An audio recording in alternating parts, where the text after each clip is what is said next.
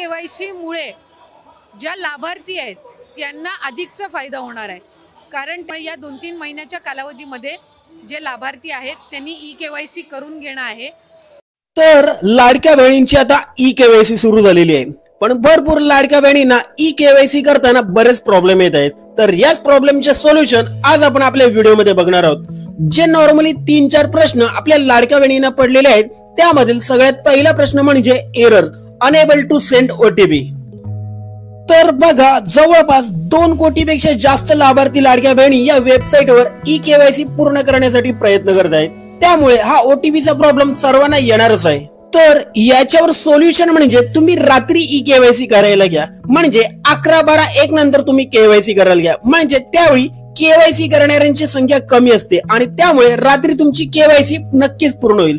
दिवसा सर्वच या साइटवर केवायसी पूर्ण करण्याचा प्रयत्न करतायत, तर या रात्रीचे केवायसी करणाऱ्यांची संख्या कमी आहे, त्यामुळे या साइटवर लोड सुद्धा कमी असणार आहे। त्यामुळे तुम्ही रात्री केवायसी करण्याचा प्रयत्न करा, तुमची केवायसी नक्कीच पूर्ण होईल। त्यानंतर पुढचा महत्त्वाचा प्रश्न म्हणजे बऱ्याच लाडक्या बहिणींना आधार नंबर टाकल्यानंतर त्यांना एक एरर येते। तो एरर म्हणजे सदर आधार क्रमांक योजनेच्या पात्र यादीत समाविष्ट नाही।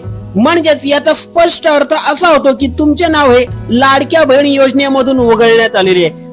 आता तुम्हाला या योजनेमधून का वगळण्यात आलेले आहे त्याचे कारण तुम्ही या स्क्रीनवर दिलेल्या माहितीमधून समजून घ्या। त्यानंतर पुढचा प्रश्न म्हणजे पती किंवा वडील नाहीत त्यांच्यासाठी काय ऑप्शन आहे। तर केवायसी करताना पती किंवा वडील यांचे आधार नंबर टाकावे लागत आहेत, पण काही परिस्थितीत काही महिलांचे वडील किंवा पती हे दोघेही मृत पावलेले आहेत, त्यांनी काय करावे। तर या परिस्थितीसाठी सरकारने केवायसी करताना कोणताही ऑप्शन टाकलेला नाही आहे, तर लवकरच याकरता सुद्धा काहीतरी ऑप्शन येईल, त्यामुळे कोणीही घाबरण्याची गरज नाही। आणि केवायसी करण्यासाठी सरकारने 2 महिन्याचा कालावधी दिलेला आहे, त्यामुळे केवायसी करण्यासाठी घाई करू नका। त्यानंतर पुढचा प्रश्न म्हणजे केवायसी करताना पती किंवा वडील यांच्यापैकी नक्की कोणाचा आधार नंबर टाकायचा आहे।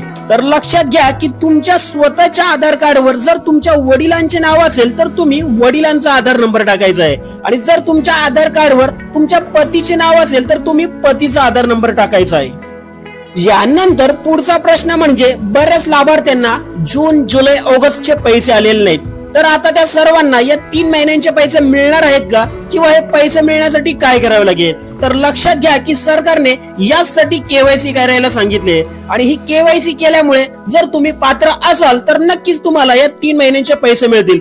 ही माहिती महिला व बाल विकास मंत्री अदिती तटकरे यांनी पहिलेच दिलेली आहे।